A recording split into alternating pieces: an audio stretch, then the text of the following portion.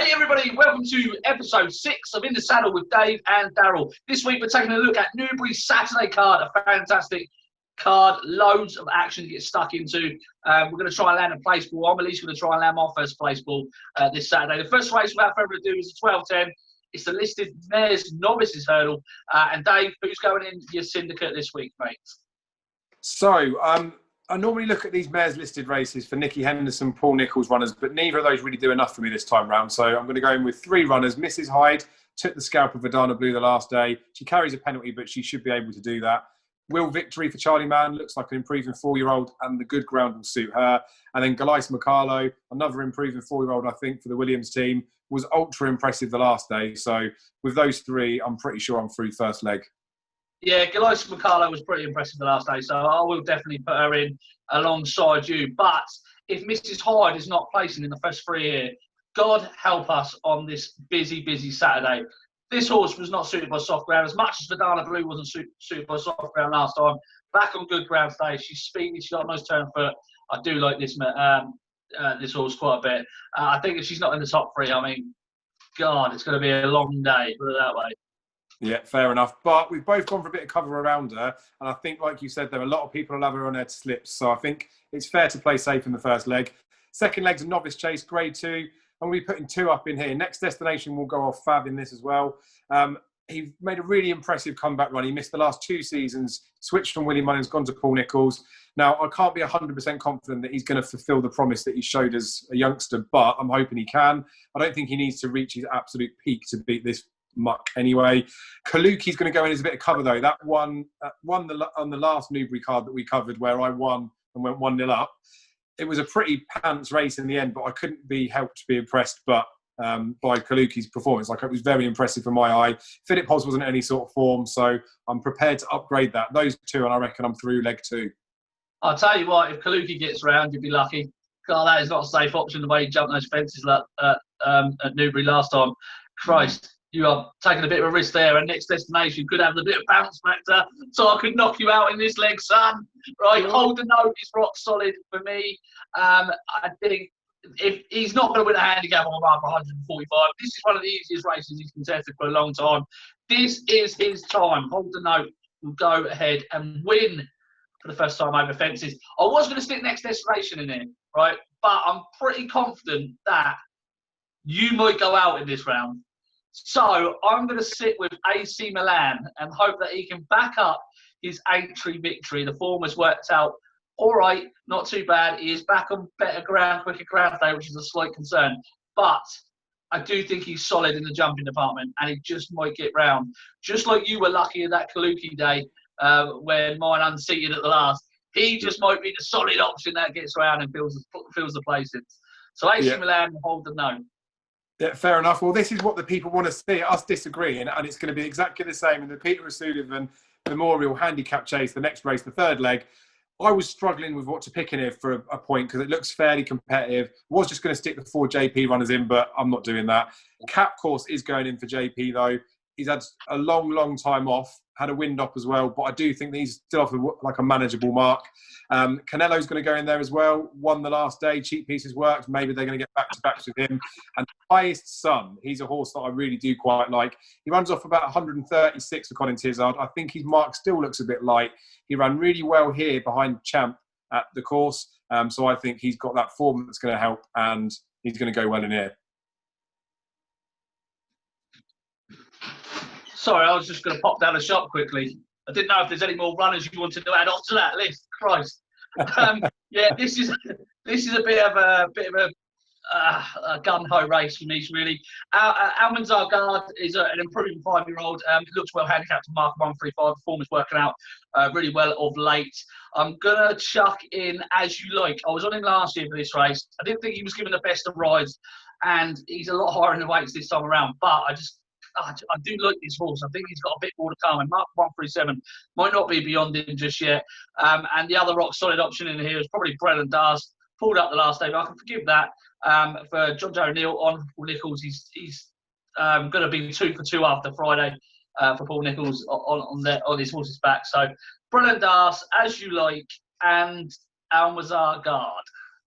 Superb. So another bit of disagreement, so that's good. In this race, though, the 150 handicap hurdle, there's no way we're going to disagree. I am putting 2 in here, but considering we're looking at it as a place ball perspective, there's only 2 that need to go in here. Champagne Platinum for Nicky Henderson. One is novice. Oh, mate, he was so impressive in his novice hurdle. They stupidly said... How long ago was that? How long ago was that? Long enough that he's improved and he's still running off a rating that was given because of that novice hurdle. He is absolutely chucked in off 137. 150's horse, easily. He did go over fences. He failed to do anything over that. This is going to be fine for him. I think he's a decent bet in this. T-Clipper will also be going in. He won nicely at Chepstow. He didn't run at Cheltenham, which did him a favour. 3 miles was probably going to stretch him, and it was slow ground. I don't think he can win off 141, but he will definitely be bang there. Those 2 for me. God, you are in trouble this week, son. I'm telling you that now. On the wild side is very well handicapped for a mark of 128. 2 for 2 this season. Impressive winner. Won't mind the better ground. It's got loads more to come for Dr. Richard Newland. And the other one I'm going to stick in here is a horse called Hang In There for Emma Lavelle. You've got to be quite forgiving for this with this horse, but back on better ground, I just think he's got a little bit more to offer. He's off a mark of 136. His novice form looks pretty useful from last season. Was competing in Grade 2 and Grade 1.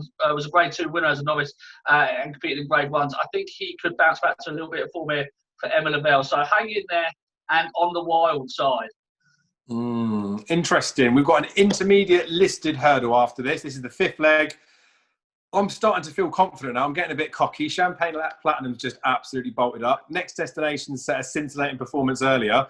I don't even need decisions in this race. Marie's Rock for Nicky Henderson. I'm convinced this is a very, very smart mare.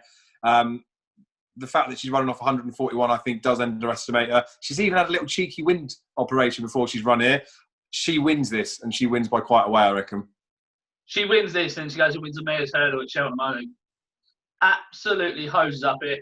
The other one you want for a little bit of cover, though, is Milkwood. He's probably rock solid for a place here. I think even, I think with Botox having to give it away £5 to Milkwood, I think he's off the same mark as that Welsh hurdle run. That's worked out really well.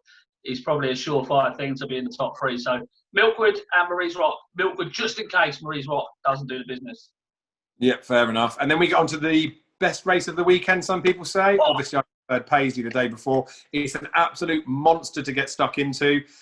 We did land the place pool last year and we got through to this leg. We didn't really need as much cover as I put in. So I was arming and ahhing of how many to put in. I've decided in the end to go with just a nice, sensible, safe 4. I know. But it's a big race, isn't it? And there could be a shock. And one of the horses just has to go in. Danny Whizbang. I've been banging on about him for years. I won't say anything else about him. Secret Investor for Paul Nicholls, company off a good ground. Neither of those Whoa. No, you're doing it again. You're stealing my selections. I texted you about Secret Investor before this video.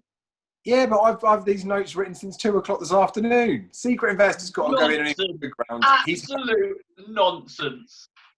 Cloth Cap, Copperhead, you got them as well? No, I wouldn't have them in my list. Christ. Well, they're going as well. They're my 4. Danny Whizbang, Secret Investor, Cloth Cap, and Copperhead. Right, Secret Investor, I could talk to you all day about this horse, but I won't. I'll just say he's unexposed over 3 miles. The only horse to beat him over 3 miles was Native River. That was in a Grade 2. That was here at Newbury. Fantastic record on good ground. Off a mark of 159 is a bit steep, but this is his Gold Cup, I think. So he's going to go very close. Le Bag Owa, Dave. Le Bag Owa's going in there. Off a mark of 145. This is a graded mare from last season and the season before. She needs to bounce back, but she's 3 from 3 at Newbury, and she's a massive price. Not many units to be flying in on Le Bag Owa either. The other horse is Kildasar. I think this is an early season target. Cheap bids are back on. When also close in the Ultima, can get redemption here, perhaps. Jeez. I mean, it just shows what sort of mishmash the card could be at Newbury. It started off with us agreeing about a couple of races. That soon went downhill. Look, it is a tricky card to get through. Given the fact there are a couple of competitive handicaps in there, it will be a decent paying pool. It paid well last year. It will pay well again this year. If you like the selections that Daryl and I have put up, then you can join our syndicates, get involved. If you disagree, then obviously, like I always say, create your own tickets or create your own syndicates. Get people involved. It's a good way of doing it. Fingers crossed we've already won the Friday card when you're watching this, and then fingers crossed we get this one up too. Thank you very much, and we'll see you on the other side. Champagne Platinum.